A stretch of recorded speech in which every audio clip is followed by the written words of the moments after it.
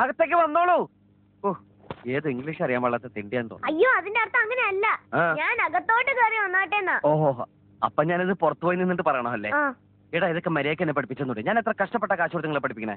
മനുഷ്യനെ നാറ്റിക്കാൻ. ഇന്നത്തെ കാലത്ത് ഒരു ഉപകാരം ചെയ്യാൻ പറ്റില്ല. അയ്യോ, എന്റെ ഈശ്വര രാമാനുജൻ, ഇവനൂടി ഇവിടെ വന്ന് ഞാൻ എന്ത് ചെയ്യാൻ? ഇന്നില്ലാട്ടായെങ്കിൽ ഇപ്പൊ എന്ത് ചെയ്യാം?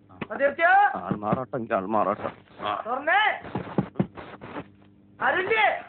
അയ്യേ, അങ്കിൾ എന്തായി കാണിക്കണേ?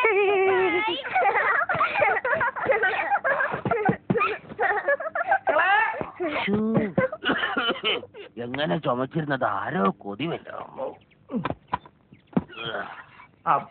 ആരാ ഈ സിദ്ധാർത്ഥൻ എവിടെയാ? സിദ്ധാർത്ഥനോ? അങ്ങനെ ഒരാളിവിടെ ഇല്ലല്ലോ കുഞ്ഞെ. അപ്പൂപ്പനേതാ? ഞാൻ ക്രിസ്മസ് അപ്പൂപ്പനാ. വിഷുവിന് ക്രിസ്മസ് അപ്പൂപ്പനോ? വിശ്വാസം അല്ലെങ്കിൽ നിന്റെ അപ്പൂപ്പൻ. ഇറങ്ങി പോടാ പാട്ടി.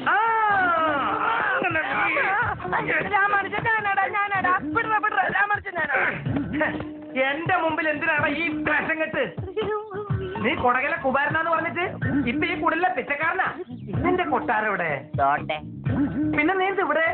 അതെന്റെ ഔട്ട് ഹൗസാ. ഞാൻ മാസത്തിലൊരിക്കലും അവിടെ പോകും. കാര്യങ്ങളെല്ലാം എനിക്ക് മനസ്സിലായി. നല്ല സ്നേഹമുള്ള ആൾക്കാരാ അവിടെ. അതുകൊണ്ട് ഞാൻ നടന്നല്ല വന്നേ, പറഞ്ഞിങ്ങോട്ട് വന്നേ. ഇപ്പൊ നിന്നെ ആരാ ഇങ്ങോട്ട് കെട്ടിയെടുത്തേ? ഇവിടെയുള്ള മലയാളികൾ തന്നെ ജീവിക്കാൻ വേണ്ടി കഷ്ടപ്പെടുക. നിനക്ക് നാട്ടിൽ നിന്നാ പോരെ? നാട്ടിലിപ്പോ പഴയതുപോലെ ഒന്നല്ല, ഇഷ്ടം പോലെ പണിയാ. പണിയെടുക്കാതെ ജീവിക്കാൻ പറ്റുമെന്ന് അറിയാൻ വേണ്ടിയാ ഞാൻ ഈ കുടലിലേക്ക് കെട്ടിയെടുത്തേ. അങ്ങനെയാണെങ്കിൽ നിന്നെ വീട്ടിൽ കെട്ടുന്ന പ്രശ്നമേ ഇല്ല. രക്ഷപ്പെട്ടു, പ്രശ്നമൊന്നുമില്ലല്ലേ? ഇറങ്ങി പോടാ. എടാ സതീർത്യ, ഈ സെക്കൻഡ് ഹാൻഡ് സാധനങ്ങൾ വെക്കുന്ന കൂട്ടത്തിൽ എന്റെ ഒരു പേര് എഴുതി വെക്കണം. എനിക്ക് 4 നേരം നന്നാ മതി. പിന്നെ മാസം ഒരു 1500 രൂപയും. നിനക്കേ ഈ വീട്ടിൽ നിന്ന് ഒരു തുള്ളി വെള്ളം പോലും ഞാൻ തരില്ല. എടാ, അനാഥ പിള്ളേരെ കൂട്ടത്തിൽ എന്നെ കൂട്ടിക്കൂടെ? അനാഥ പിള്ളേരോ? നീ അവരെന്താ വിളിച്ചേ? കാണിച്ചു തരാടാ. തല്ലാനാണോ? എവിടെ? ഇതൊരു നടക്കി പോണ ലക്ഷണില്ല. ഞാൻ ഇവന്റെ 2 വാങ്ങിച്ചിട്ടേ പോവുള്ളൂ. രാവിലെ ലഞ്ചൊക്കെ കഴിഞ്ഞോ? ആളെ കണ്ടിട്ടോ? നമ്മളിവിടെ കുറച്ച് ദിവസമൊക്കെ ഉണ്ടാവും.